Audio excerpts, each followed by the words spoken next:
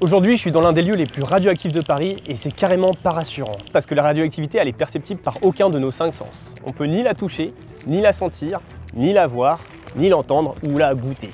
La radioactivité est dangereuse, provoque des cancers, voire est mortelle. Bon, en réalité, ce lieu, il n'est pas si mortel que ça et vous n'avez pas besoin de combinaison parce qu'ici, on est au cimetière du Père-Lachaise. Et oui, nous sommes ici au cimetière du Père-Lachaise et c'est un lieu où la radioactivité naturelle est plus importante que la moyenne. On a ici 44 hectares d'un véritable musée à ciel ouvert. Chaque sépulture raconte une histoire fascinante. Ici sont enterrés Édith Piaf, Balzac ou encore un certain Édouard Branly. Ce cimetière, c'est aussi un véritable écosystème au cœur de Paris puisqu'il y a plus de 140 espèces animales qui sont recensées dans ces lieux. Pendant la pandémie, justement, une petite famille de renards est devenue star sur les réseaux avec les vidéos du gardien. Et du coup, on peut se demander comment un lieu si calme et reposant pourrait être un réel risque de danger sanitaire. Pas si paisible que ça le cimetière, parce que là on vient de mesurer la radioactivité avec un radiamètre, aussi appelé compteur GGR. 0,24 microsieverts, c'est la valeur qu'on a vue affichée ici, et c'est ce qu'on pouvait mesurer à 2000 km de Tchernobyl au moment de l'accident, avant que le nuage arrive et s'arrête à la frontière. Ce qui crée la radioactivité au Père-Lachaise, ce sont les tombes, et plus précisément le granit qui les compose. Le granit, c'est une roche formée dans les entrailles de la Terre pendant des millions d'années. Et je ne sais pas si vous savez, mais sous terre, les éléments radioactifs sont plus abondants qu'en surface. Donc sous terre, de l'uranium et du thorium sont emprisonnés dans le granit lors de sa formation. Ensuite, le granit remonte à la surface et on s'en sert pour faire des tombes. Et ce qui attire aujourd'hui mon regard de scientifique, eh bien ce sont ces tombes. Parce que le thorium et l'uranium coincés à l'intérieur du granit, on dit qu'ils se désintègrent. Et justement, l'uranium et le thorium, en se désintégrant, libèrent des particules, mais aussi d'autres éléments un peu plus légers. Et dans ces éléments, il y a un gaz radioactif qu'on appelle le radon. Et ce sont ces rayonnements radioactifs que mon compteur GGR capte actuellement. Morgane, ton truc là, il s'est un peu emballé, moi je me casse. Bon, il s'est emballé, mais en fait, je pense que je vous ai un peu manipulé parce que la radioactivité, c'est quand même un phénomène naturel de base. Et ici, à faible dose, comme ça, on risque pas grand-chose. Parce que la radioactivité, elle est même dans notre corps à très faible dose. Dans l'eau que nous buvons, dans le sol et aussi émanant du ciel avec une grosse boule d'hélium en fusion thermonucléaire, j'ai nommé le Soleil. Et dans le Soleil, justement, de l'hélium est formé par une réaction de radioactivité et on l'appelle hélium parce que hélios en grec ancien, ça veut dire soleil.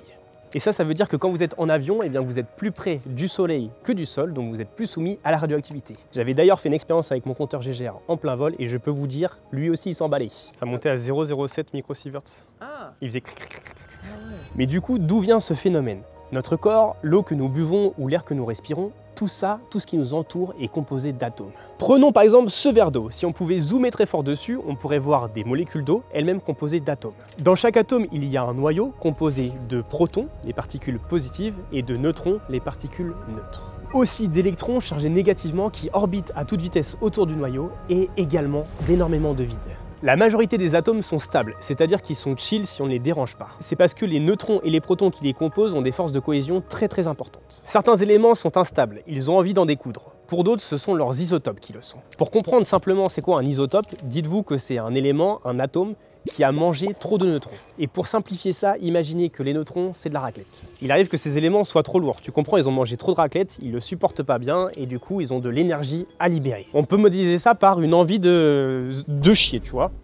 Donc l'élément ou son isotope trop lourd qui se sont pété le bide vont expulser des particules du noyau pour se sentir mieux. Et c'est là que la radioactivité apparaît. En fait, en se désintégrant, le noyau va émettre un rayonnement et le rayonnement, c'est ce qu'il a lâché. Et là, j'arrête la comparaison avec le caca, c'est fini. Il existe 3 types de rayonnements radioactifs. Le premier, c'est alpha. Ça émet un noyau d'hélium, de neutrons, de protons, portée très courte, mais beaucoup de dégâts si c'est inhalé ou ingéré. Le rayonnement alpha, il est arrêté par une simple feuille de papier. Deuxième rayonnement bêta. Alors là, ça émet un faisceau d'électrons. Au niveau de la portée, c'est une portée moyenne, mais ça peut pénétrer la peau et faire des dommages. C'est d'ailleurs ce rayonnement qui a causé les brûlures de peau dans la série Tchernobyl pour les pompiers qui ont touché le graphite. Bêta, vous pouvez stopper son rayonnement en mettant devant vous une feuille d'aluminium. Troisième type de rayonnement, le rayonnement gamma, là c'est la lumière à haute énergie et en fait ça traverse à peu près tout sauf du plomb ou un mur en béton armé. Et si on fait la tier list de dangerosité de ces trois-là, eh bien alpha c'est le plus dangereux mais portée très courte, bêta portée moyenne, dangerosité moyenne, et gamma portée très longue mais dangerosité faible entre guillemets. Et d'ailleurs, par rapport à la radioactivité, on pourrait croire que c'est dangereux à un instant T et basta. Mais en fait, la particularité de la radioactivité, c'est que ça dure longtemps dans le temps. Par exemple, pour l'uranium-238, on parle de son temps de demi-vie pour une durée de 4,5 milliards d'années. Et ça, c'est un réel enjeu par rapport à la gestion des déchets radioactifs pour les pays qui utilisent des centrales nucléaires. Ici, avec mon compteur Gégère, l'unité mesurée, c'est des microsieverts par heure. Et pour la radioactivité, il existe plusieurs unités et vous allez voir, c'est grave marrant à expliquer, mais d'abord un peu d'histoire. Les 3 unités de radioactivité ultra importantes aujourd'hui, c'est le becquerel, le gray et le sieverts. Et justement, l'homme qui a découvert la radioactivité en 1896, c'est un certain Henri Becquerel, RPZ, il était français. En travaillant avec des sels d'uranium qui ressemblent un peu à mon Nouraline ici, il se rend compte que ces sels, SELS, permettent d'imprimer une plaque photographique à l'image d'un appareil photo argentique où vous avez besoin de lumière pour imprimer votre photo. Sauf que problème, lui, il est dans le noir complet, donc il se dit, il y a peut-être une erreur, c'est la lumière du soleil qui est pénétrée. Et non, en réalité, c'était ces sels qui avaient imprimé la plaque photographique. Il a décidé de nommer les rayons provenant de ces sels des rayons uraniques. C'est la découverte de la radioactivité. 2 ans plus tard, un couple très passionné et amoureux décide de travailler sur un minerai qui s'appelle la pêche blinde et il découvre 2 éléments radioactifs qui sont le polonium et le radium. Avec ces travaux cumulés, Becquerel, Pierre et Marie Curie obtiennent le prix Nobel de physique en 1903. Pierre et Marie Curie, très amoureux, ont fait un bébé, Irène Joliot-Curie, qui a hérité de leur passion pour la radioactivité. Elle a tellement bien travaillé dessus qu'avec son compagnon, ils ont découvert la radioactivité artificielle et ça a permis notamment de développer la centrale nucléaire et aussi les bombes atomiques, mais ça, ils ne s'en doutaient pas. Et dans un même temps, tu as Gray et Sieverts qui travaillent sur l'impact de la radioactivité sur le vivant et certainement que Irène Joliot-Curie ne se doutait pas qu'elle donnerait autant de travail à ces messieurs après les années 30. Parce qu'entre naturel et artificiel, la différence, elle est énorme.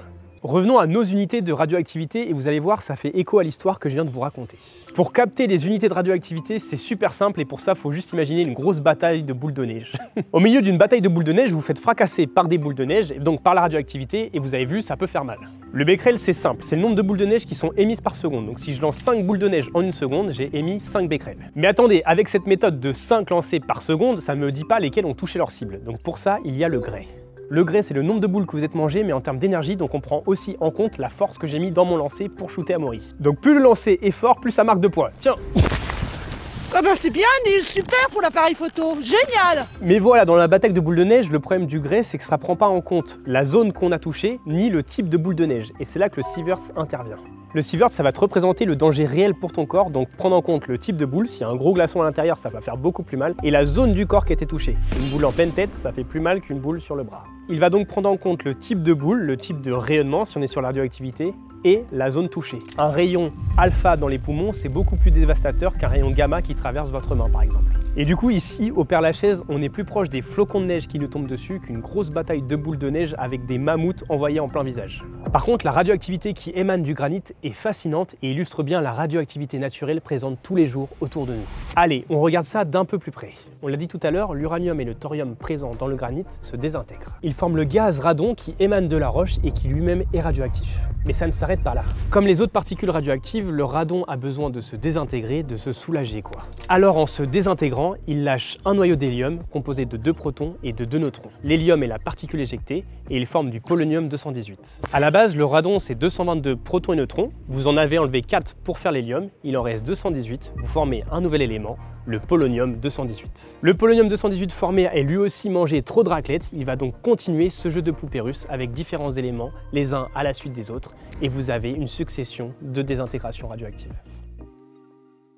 Alors du coup, aujourd'hui on a parlé de tombe, mais la tombe la plus radioactive de Paris, c'est pas au Père-Lachaise, c'est au Panthéon et c'est la tombe d'une certaine Marie Curie. Vous le savez, si on touche quelque chose de radioactif, on le devient nous-mêmes et ça peut vite avoir des conséquences dévastatrices. Et pour la tombe de Marie Curie, on a décidé de prendre des précautions, on a construit une chape de plomb autour. Et petite anecdote justement sur Marie Curie, c'est que de base, elle a été enterrée dans un cercueil avec du plomb. Et là, il y a eu des théories, des hypothèses comme quoi c'est sa contamination en radium-222 qui aurait permis de conserver son corps. Bien que la radioactivité puisse tuer des bactéries en désintégrant les atomes qui les composent, la théorie la plus probable due à sa conservation, à sa pseudo-momification, est en réalité qu'elle était vachement isolée sous terre et donc l'intérieur de son cercueil était privé d'oxygène, ce qui a empêché les bactéries de favoriser la décomposition du corps. Bien que son corps ne soit plus si radioactif que ça, ses effets personnels, eux, le sont et vous pouvez vous-même y accéder à la bibliothèque François Mitterrand en signant une décharge de responsabilité et en vous équipant en conséquence.